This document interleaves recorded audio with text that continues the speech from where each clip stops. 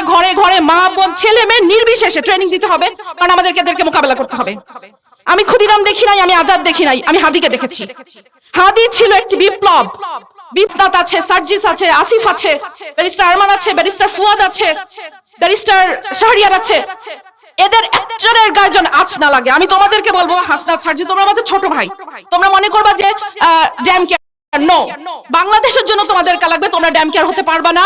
তোমরা নিজেদের সেফটির ব্যাপারটা চিন্তা করবা, কারণ বাংলাদেশকে তোমাদেরকে লাগবে। তোরা কি ভেবেছিস হাদি শেষ? নো, একটা হাদিকে গুলি করছস, 1 লক্ষ কোটি হাদি তৈরি হয়েছে। তোরা মনে করছিস ওসমান হাদি শেষ হয়ে গেছে? নো, ওসমান হাদি শেষ হয় নাই, ঘরে ঘরে লক্ষ কোটি হাদি তৈরি হয়েছে। গুলি লেগেছে হাদির আদর্শে, জুলাইয়ের মতাদর্শে।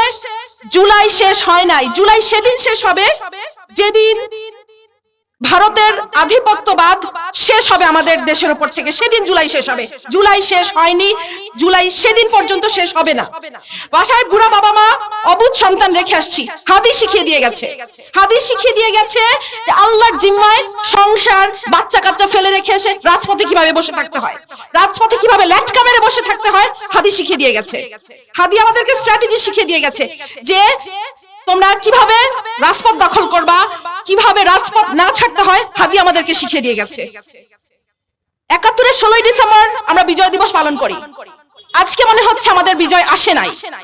আমাদের বিজয় সেই দিন আসবে যেই দিন আরোরা আমাদের কাছে আত্মসমর্পণ করবে, যেদিন ইন্ডিয়া আত্মসমর্পণ করবে, সেদিন আমাদের বিজয় আসবে। ততদিন পর্যন্ত আমাদের বিজয়ের জন্য আমরা লড়ে যেতে থাকবো, আমাদের জুলাই চলতে থাকবে। সরকারের কাছে আবেদন, এই গ্রামে গঞ্জে শহরে সবখানে 15 থেকে 45 বিবেচনা ক্রমে 50 পর্যন্ত মানুষদেরকে সামরিক ট্রেনিং দিতে থাকো, কারণ যেই 100 আততায়ী ঢুকেছে বর্ডার দিয়ে, এই 100 আততায়ীকে আমাদেরকে মোকাবেলা করতে হবে। সেই আততায়ীদেরকে মোকাবেলা করার জন্য যে শকুন থাবা উঁচিয়ে রেখেছে চারিদিক থেকে ইন্ডিয়া, সেই ইন্ডিয়াকে আমাদেরকে মোকাবেলা করার জন্য আমাদেরকে ঘরে ঘরে মা বোন ছেলে মেয়ে নির্বিশেষে ট্রেনিং দিতে হবে, কারণ আমাদেরকে এদেরকে মোকাবেলা করতে হবে। আমি ক্ষুদিরাম দেখি নাই, আমি আজাদ দেখি নাই, আমি হাদিকে দেখেছি। হাদি ছিল একটি বিপ্লব।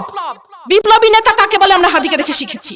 নাওয়া খাওয়া সংসার বাচ্চা কাচ্চা ভুলে কিভাবে রাজপথ দখল করে থাকতে হয়, কিভাবে বলিষ্ঠ কণ্ঠস্বর, একটা আকুত ভয় কণ্ঠস্বর কিভাবে হয়, হাদিকে দেখেছি। আমি বলতাম হাদি হচ্ছে এই যুগের সাকা চৌধুরী।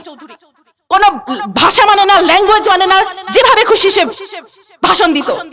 এখন তোদের বলতেছি যারা মেরেছিস, এখন কি মেয়ে মানুষের মুখ থেকে তোদের গালি শুনতে হবে? নে খা, দিব এখন তোদেরকে গালি। হাদি শিখিয়ে দিয়ে গেছে গালি কিভাবে দিতে হয়। পলিশ স্পিচ দিয়ে বিপ্লব হয় না, তোদের গালি দিয়ে তোদেরকে বন্ধ করতে হবে। তোরা হাদির গালি সহ্য করতে পারিস নাই, হাদিকে শেষ করে দিয়েছিস। এখন হাদির স্ট্র্যাটেজি দিয়ে আমাদের চলতে হবে, আমাদেরকে রাজপথ দখল করতে হবে। রাজপথ ছাড়ি নাই, জুলাই শেষ হয়নি, এটা বারবার বলছি। সরকারের কাছে আরো আবেদন, আমাদের আরো কিছু আকুতবায় সৈনিক আছে, হাসনাত আছে, সার্জিস আছে, আসিফ আছে, ব্যারিস্টার আরমান আছে, ব্যারিস্টার ফুয়াদ আছে, ব্যারিস্টার শাহরিয়ার